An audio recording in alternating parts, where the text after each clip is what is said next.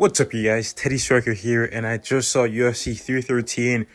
Alex Pereira lost to Magomed Ankalaev, and I'm not surprised Magomed won. I thought it was a 50-50 fight going into it, but I'm a bit surprised at how one-sided it was. I mean, I felt like Magomed clearly won 4 rounds, if not the whole 5 rounds, and he nearly knocked out Alex Pereira, and Pereira was almost saved by the bell in round 2, which sucks. I hate seeing when fighters get saved by the bell. Like I feel like sometimes the UFC should have a rule where they give, like if you're getting rocked or if you're about to get submitted, extend the clock by like 30 seconds, go into like a little overtime just to see what happens and see if that fighter can get out of that situation, because getting bailed out by the bell, it's like, man, like you're like, that fighter should have knocked that person out or choked that person out. But it is what it is. Magomed, he still continued to dominate Alex Pereira, and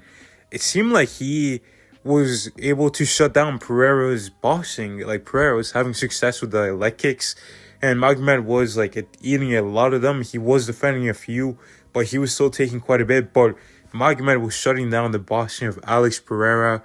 Like, you'd see he was constantly controlling the lead hand of Pereira, and I'm surprised that Pereira didn't try to make any adjustments or try to fight back to get the dominant hand control so he could establish his jab or establish some body work.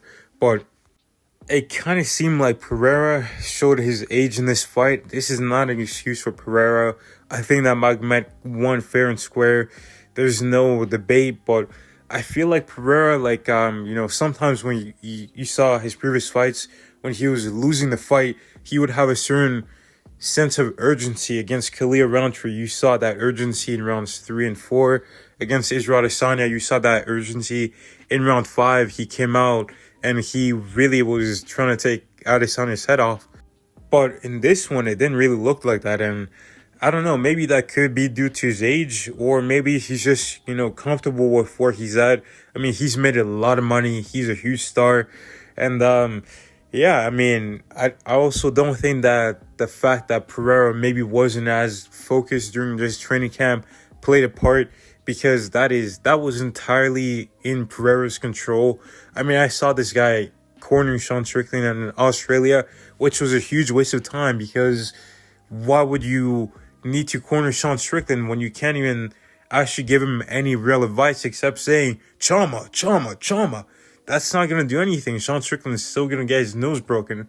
So that was a huge waste of time. And then I saw him at a concert, at Drake's concert in Australia too. And apparently he was in some bars. He probably wasn't drinking, but he was still there and he was giving fans money and all that. Well, Magomed was just preparing to be you. I mean, this just reminds me of John Jones saying in the Medit, like, yo, I'm preparing to kill Siragan, and this dude's out here playing FIFA. Like, it's completely different, and it's a different level of focus, and Magomed just had that, and that was great.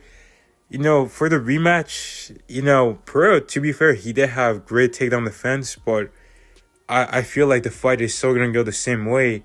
Pretty similar. Maybe Pereira might win 2 rounds, who knows, but Magomed just had a great game plan, and I don't know, I feel like Pereira is starting to get on the decline now.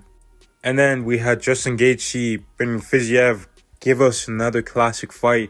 I mean, that was incredible. Fiziev really changed up his tactics in this one. I was not expecting him to fight the way he did, but hey, I mean, it worked early, but Gaethje was again able to figure him out, and it seemed like he was about to knock him out in round 2. But Fiziev, he showed his durability and toughness, and he took a massive uppercut right on the chin, and he still continued to fight. And in round 3, he was taking head kicks. Like, he was taking a bunch of huge shots from one of the hardest hitters in UFC history, like it was nothing. So Fiziev, he's a dog. And for Gaethje, I wouldn't mind seeing him get a title shot, honestly, because Arman Tsarukyan, maybe he's going to fight Charles Oliveira. And I heard that Ilia Topuria is apparently going to fight Conor McGregor. So that leaves Islam wide open. So why not just book Islam versus Justin? We'll see. And then there was Ignacia Bahamondes submitting and actually retiring Jalen Turner, which was pretty surprising.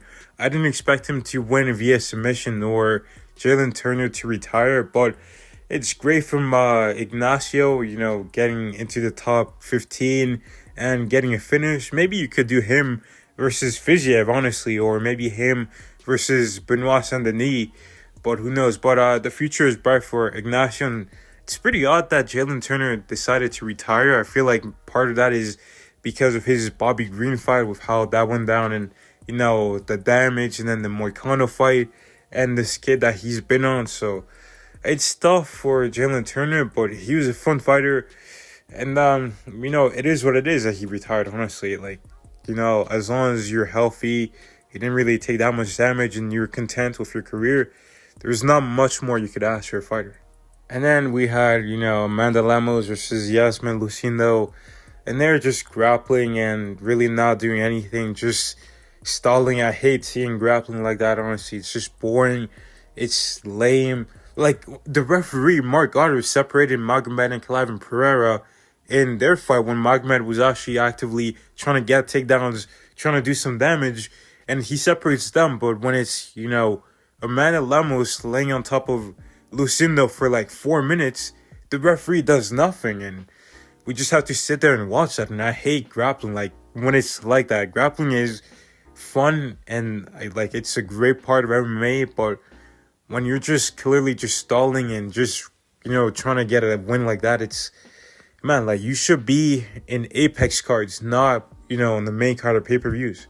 And then Mauricio Raffi killed Bobby King Green, and that was a brutal KO. I feel like Bobby Green should retire. He's been, he got finished pretty bad, like quite a bit in his career. And, I don't know, he's kind of, there to put over some young up-and-comers, and I don't know if he can, even get a string of wins together. I mean, sure, you could fight for money, but, these guys are getting more and more dangerous. So at some point, your job might be on the line, and you might get cut from the organization. So it's tough. I feel like Bobby Green has had a good career, but, I don't want to see him take any more damage, especially going out like that, face plant, and then 2 fights ago, or 3 fights ago against Jalen Turner, you took some crazy amount of damage. Man, I don't know if I want to see Bobby Green get hit anymore. I feel like he should call it a career. But overall, this was a really good pay-per-view. I'm just really surprised about the main event and Pereira's lack of urgency, but I'm not surprised at the result. Let me know your guys' thought down below. Make sure you guys like and subscribe. Thank you guys for watching. God bless. And I'll see you in the next one.